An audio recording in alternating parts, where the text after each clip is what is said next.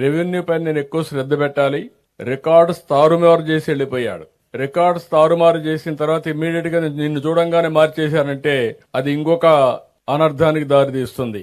దాన్ని వెరిఫై చేయాలి, once for all settle చేయాలి. ఒక రోజు ఆలస్యమైన దాన్ని పక్కగా చేస్తున్నాం. నేను ఎక్కువ సమయం పెట్టేది ఈ రోజు రాష్ట్రంలో మీరు చూసుకుంటే జగన్మోహన్ రెడ్డి తయారు చేసిపోయినటువంటి ల్యాండ్ గోల్మాలకే ఎక్కువ టైం ఖర్చు పెట్టే పరిస్థితి వస్తా ఉంది. మొత్తం అస్తవ్యస్తం చేశాడు.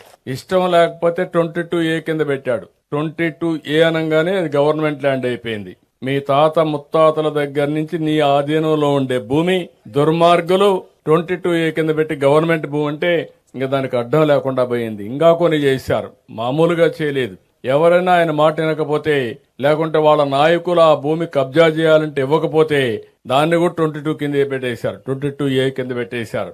నాకు వచ్చే పిటిషన్ లో 100% 22A కింద ఉండే భూములే వస్తున్నాయి. సొంత భూములు మీరు గుర్తుపెట్టుకోవాలి. దాని మీద నేను తప్పకుండా శ్రద్ధ పెడతా, యాక్షన్ తీసుకుంటాను.